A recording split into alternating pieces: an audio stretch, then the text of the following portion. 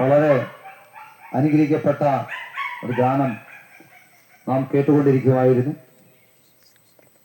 ആ പ്രിയപ്പെട്ട കർത്താവിന്റെ ദാസിയെ ദൈവം ധാരാളമായി ഉപയോഗിക്കട്ടെ. ഇമ്മാനുവേൽ ഗ്ലോബൽ വർഷിപ്പിന്റെ ആഭിമുഖ്യത്തിൽ നടന്നു വരുന്ന ബോധവൽക്കരണ സന്ദേശ യാത്രയാണ് ഈ വീതിയിൽ എത്തി നിൽക്കുന്നത്. നമ്മുടെ രാജ്യത്തുടനീളം സംഭവിച്ചുകൊണ്ടിരിക്കുന്ന സാമൂഹിക വിപത്തുകൾ നമ്മൾക്ക് ഓരോരുത്തർക്കും അറിയാം. വീടിന്റെ പടിവാതിക്കൽ പറന്നു വീഴുന്ന പത്രത്താളാർത്തിയോട് വിരിവിയാൽ കാണുവാൻ കഴിയുന്ന വാർത്തകൾ മറ്റ് മീഡിയകളിൽ കേൾക്കുവാൻ കഴിയുന്ന വാർത്തകൾ ഇവിടെ വിശുദ്ധ ബൈബിളിന്റെ തങ്കത്താളിൽ വെള്ളിവിളക്ക് പോലെ തിളങ്ങി നിൽക്കുന്ന ഒരു വചനമുണ്ട്. മാനത്തോടിരിക്കുന്ന മനുഷ്യൻ വിവേകഹീനനായാൽ നശിച്ചു പോകുന്ന മൃഗങ്ങൾക്ക് തുല്യൻ. ഇവിടെ ഞാൻ പറയട്ടെ, നമ്മുടെ രാജ്യം വല്ലാത്ത ഒരു പോക്കിലേക്കാണ്. കാരണം കേരളമെന്ന് കേട്ടാൽ പൂരിതമാകണം അന്തരംഗം. നമ്മുടെ ദൈവത്തിന്റെ സ്വന്തം നാടെന്ന് വിശേഷിപ്പിക്കുന്ന നമ്മുടെ കേരളം മദ്യത്തിന്റെയും മയക്കുമരുന്നുകളുടെയും ലഹരി പദാർത്ഥങ്ങളുടെയും അടിവേരുയർന്നു നിൽക്കുകയാണ്. അതുകൊണ്ട് എന്റെ പ്രിയപ്പെട്ടവരെ, വിശുദ്ധ ബൈബിൾ പറയുന്നു, ഞാൻ തന്നെ വഴിയും സത്യവും ജീവനും ആകുന്നു. ഞാൻ മുഖാന്തരമല്ലാതെ ആരും പിതാവിന്റെ അടുക്കൽ എത്തുകയില്ല. ഞങ്ങൾ ഈ ചോര തുടിക്കുന്ന സമയം ഈ യേശുക്രിസ്തുവിനെ കുറിച്ച് പറയുന്നതിന്റെ കാരണം, ഒരു കാലഘട്ടത്തിൽ ഈ മദ്യത്തിനും മയക്കുമരുന്നുകൾക്കും ലഹരി പദാർത്ഥത്തിനൊക്കെ അടിമയായി തകർന്ന് തരിപ്പണമായി 3 തവണ ആത്മഹത്യയിൽ നിന്നും പിടിവിച്ച ആ യേശുവിന്റെ സന്ദേശമാണ് ഞങ്ങൾ ഈ തെരുവുകളിൽ പ്രസംഗിക്കുന്നത്. ഒരുപക്ഷെ നിങ്ങൾ ചിന്തിക്കും, ഇവർക്ക് തെരുവുകളിൽ പ്രസംഗിച്ചിട്ട് സാമ്പത്തികം ഉണ്ടാക്കാമെന്നാണ്. അല്ലവേ അല്ല. ഞങ്ങളുടെ മദ്യപാനവും ഞങ്ങളുടെ പുകയില ഉൽപ്പന്നങ്ങളും ഞങ്ങളെ സ്വസ്ഥതയുടെ സമാധാനത്തിന്റെ വഴിയിലേക്ക് വിട്ടില്ല. അതുകൊണ്ട് ഞങ്ങളെ തേടി വന്ന യേശുവിന്റെ രക്ഷ ഈ പ്രിയപ്പെട്ടവരെ നിങ്ങളെ ഞങ്ങൾ അറിയിക്കുകയാണ്. നിങ്ങൾ ചിന്തിക്കണം, ഈ കാലഘട്ടം ഇവിടെ സംസ്കാരമുണ്ടോ, ബോധമുണ്ടോ? ഇല്ല. എത്രയോ വാർത്തകളെ നിങ്ങൾ വായിക്കുന്നു. നൊന്ത് പ്രസവിച്ച കുഞ്ഞിനെ ആ കോഴിയെ കൊല്ലുന്ന ലാഘവത്തോടെ അതിന്റെ കഴുത്തറക്കുന്ന കാലവ. യേശു ഇങ്ങനെ പറഞ്ഞു,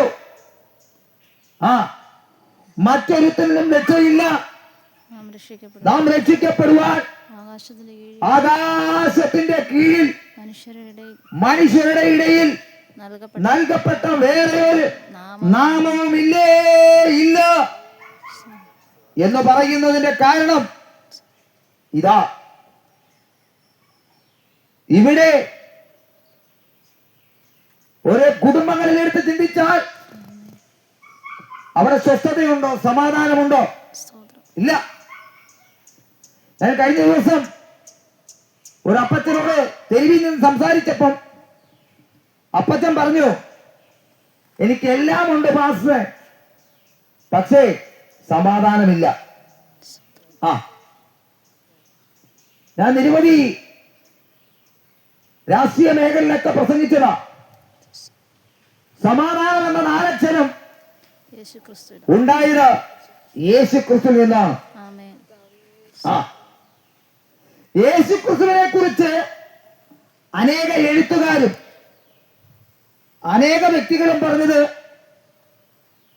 യേശു ക്രിസ്തു നല്ലൊരു വ്യക്തിയാണ്. എന്താ? സ്വയം ഏൽപ്പിച്ചു കൊടുത്ത്, അതാ പാപത്തിൽ ആണ്ടുപോയവരെ നേടിയെടുക്കുവാൻ തന്റെ പുത്രനായ ക്രിസ്തുവിനെ ഭൂമിയിലേക്ക് അയച്ചു. എന്താ എന്ന് പറഞ്ഞാൽ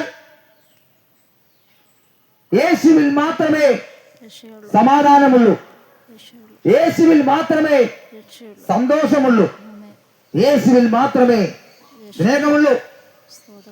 വിശുദ്ധ ബൈബിളിന്റെ തങ്കത്താലിൽ വെള്ളി വിളക്ക് പോലെ തെളിഞ്ഞിരിക്കുന്ന ഒരു വചനമുണ്ട്. അവിടെ ഇപ്രകാരം പറയുന്നു: അന്ത്യകാലത്തിൽ ദുർഘട സമയങ്ങൾ വരും. മനുഷ്യൻ സ്വസ്നേഹികളും ദിവ്യാഗ്രഹികളും ബമ്പ് പറയുന്നവരും അഹങ്കാരികളും ദൂഷകന്മാരും അമ്മയപ്പന്മാരെ അനുസരിക്കാത്തവരും നന്ദി കെട്ടവരും അശുദ്ധരും വാത്സല്യമില്ലാത്തവരും ഇണങ്ങാത്തവരും ഏഷ്യക്കാരും അജിതേന്ദ്രന്മാരും സൽഗുണദോഷികളും ദാസ്യക്കാരും നികളികളുമായി ദൈവപ്രിയമില്ലാതെ ഭോഗപ്രിയരായി ഭക്തിയുടെ വേഷമിട്ട് നടക്കുന്നവരെ ഒഴിഞ്ഞുകൊള്ളുക എന്ന വിശുദ്ധ ബൈബിളിൽ നമ്മെ പഠിപ്പിക്കുന്നു. ഇവിടെ രാജ്യം രാജ്യത്തോടടിക്കുന്നു. അപ്പൻ മക്കൾ പ്രശ്നങ്ങളാണ്, പ്രതികൂലങ്ങളാണ്. സമാധാനമുണ്ടോ? സന്തോഷമുണ്ടോ? സ്നേഹമുണ്ടോ? ഇല്ല. കണ്ടു പഠിപ്പിച്ചു ഭാരതത്തിലെ ജനങ്ങൾ മുഴുവനും സഹോദരി സഹോദരന്മാരെന്ന്. ആ സന്ദേശമുണ്ടോ ഇപ്പോ? ഇല്ല. എന്നാൽ യേശു ക്രിസ്തുവിന് മാത്രമേ നിങ്ങളെ സമാധാനത്തോടെ സന്തോഷത്തെ നയിക്കുവാൻ കഴിയുകയുള്ളൂ. അതുകൊണ്ട് നമ്മുടെ പട്ടണം, നമ്മുടെ വാർഡ്, നമ്മുടെ പഞ്ചായത്ത്, നമ്മുടെ ജില്ല അനുഗ്രഹിക്കപ്പെടണം. ഇവിടുത്തെ വാർഡ് അനുഗ്രഹിക്കപ്പെടണം. ഇവിടുത്തെ കുടുംബങ്ങൾ അനുഗ്രഹിക്കപ്പെടണം. ആത്മഹത്യയുടെയും ചരസിന്റെയും പാൻ മസാലയുടെയും അടിവേര് ഇന്ന് പറഞ്ഞു മാറണം. ദൈവപ്രവൃത്തി വെളിപ്പെടണം. ആത്മഹത്യയൊക്കെ മാറിപ്പോണം. അതിനാണ് യേശു വന്നത്. യേശു വന്നതോ സമൃദ്ധിയും ജീവനും ഉണ്ടാക്കുവാൻ. ഇവിടെ പിശാച് വരുന്നതോ അറക്കുവാനും മുടിക്കുവാനും. അതുകൊണ്ട് പ്രിയപ്പെട്ടവരെ, സക്കായിയുടെ വീട്ടിൽ ഒരിക്കലൊരു ദിവസം യേശു വന്നു. സക്കായിയോട് പറഞ്ഞു, ഞാൻ ഇന്ന് നിന്റെ വീട്ടിൽ പാർക്കേണ്ടതാണ്. എന്റെ ഈ ശ്രവണം ശ്രദ്ധിക്കുന്ന പ്രിയപ്പെട്ടവരാളെ, നിങ്ങളോട് ഞാൻ പറയട്ടെ, നിങ്ങൾ ഈ നിമിഷം യേശുവിനെ കൈക്കൊണ്ടാൽ നിങ്ങളുടെ ജീവിതത്തിൽ നിങ്ങളുടെ സ്ഥിതികളെ ദൈവം മാറ്റും. ഇവിടെ പെന്തക്കോസിൽ വരാനോ അല്ലെങ്കിൽ സഭ മാറാനോ അല്ല പറഞ്ഞത്. കാരണം യേശു സുവിശേഷം ഗുഡ് ന്യൂസാണ്. സുവിശേഷം നല്ല വാർത്തയാണ്. സുവിശേഷം യേശു ക്രിസ്തുവാണ്. എല്ലാവരെയും ഒരു കുടക്കീഴിൽ കൊണ്ടുവന്നത് യേശു ക്രിസ്തുവിന്റെ സന്ദേശമാണ്. അതുകൊണ്ട് പ്രിയപ്പെട്ടവരെ, ഈ കേൾക്കപ്പെട്ട വചനം നിങ്ങളുടെ ജീവിതത്തിൽ മാറാതെ നിൽക്കട്ടെ. ഇന്ന് മുതൽ ആരെങ്കിലും തകർന്ന് തരിപ്പണമായി ഞങ്ങളുടെ ഈ ശ്രമണം ശ്രദ്ധിക്കുന്നെങ്കിൽ ഞങ്ങൾ പറയുന്നു, പ്രിയപ്പെട്ടവരെ, നിങ്ങളെ യേശു പാടി വിളിക്കുന്നു. ഇപ്പോഴാകുന്ന സുപ്രസിദ്ധ കാലം, ഇപ്പോഴാകുന്ന രക്ഷാ ദിവസം, ഇന്ന് നിങ്ങൾ യേശുവിന് വേണ്ടി വഴി തുറന്നു കൊടുത്താൽ, നിങ്ങളുടെ ഹൃദയത്തെ തുറന്നാൽ, നിങ്ങളുടെ ഹൃദയത്തിന്റെ കവാടത്തിനുള്ളിൽ ഞങ്ങൾ പറയുന്ന യേശു ഇടപെടും. അതുകൊണ്ട് നിങ്ങളുടെ സ്ഥിതിയെ ദൈവം മാറ്റും. ഞാനിവിടെ പറയുമ്പോൾ എത്രയോ പേർ കടഭാരത്തിന്റെ വക്കിൽ നിന്നും ആത്മഹത്യയിലേക്കും അതുപോലെ കുഞ്ഞുങ്ങളുടെ വിഷയങ്ങളായി ഭാരപ്പെടുന്ന എത്രയോ കുടുംബങ്ങളുണ്ട് ഇവിടെ. പ്രിയപ്പെട്ടവരെ, യേശുവിനെ വിളിക്കുക. ഞങ്ങളോട് പ്രാർത്ഥിക്കാൻ പോവുകയാണ്. നിങ്ങൾക്ക് നേരിട്ട് വരുവാൻ പറ്റത്തില്ലേലും ഞങ്ങൾ പ്രാർത്ഥിക്കുകയാണ്. ആരെങ്കിലും തകർന്ന് തരിപ്പണമായി ഡോക്ടർ വിധി എഴുതി ഇനി ഒരു ജീവിതമില്ല, ഇനി എങ്ങനെ ജീവിക്കും എന്ന് ഭാരപ്പെടുന്നവർ, നിങ്ങളായിരിക്കുന്ന സ്ഥാനത്ത്, നേരിട്ടോ ആയിരിക്കുന്ന സ്ഥാനത്ത് കർത്താവെ ഒന്ന് വിളിച്ചാൽ ഞങ്ങൾ പ്രാർത്ഥിക്കാൻ പോവുകയാണ്. നിങ്ങളുടെ സ്ഥിതിയെ ദൈവം മാറ്റും. അതുകൊണ്ട് ദൈവം അനുഗ്രഹിക്കട്ടെ.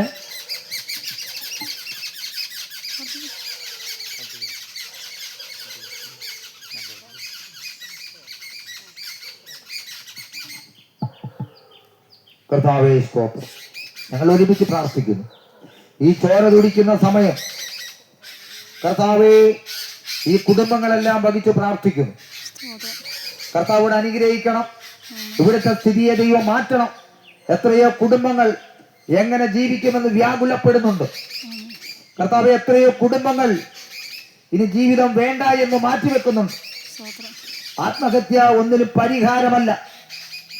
ആത്മഹത്യയിലേക്ക് എരിയുന്നവരെ യേശു നിങ്ങളെ വിളിക്കുന്നു. കർത്താവെ, ഞങ്ങൾ ഒരുമിച്ച് പ്രാർത്ഥിക്കുന്നു. ഭവനങ്ങൾ മുട്ടുവേദനയായി ഭാരപ്പെടുന്നവരുണ്ട്. കയ്യിലൊരു രൂപ പോലും എടുക്കാതില്ലാതെ ഭാരപ്പെടുന്നവരുണ്ട്. നാളത്തെ കാര്യത്തെ ചൊല്ലി വിചാരിക്കുന്ന എത്രയോ കുടുംബങ്ങളുണ്ട്.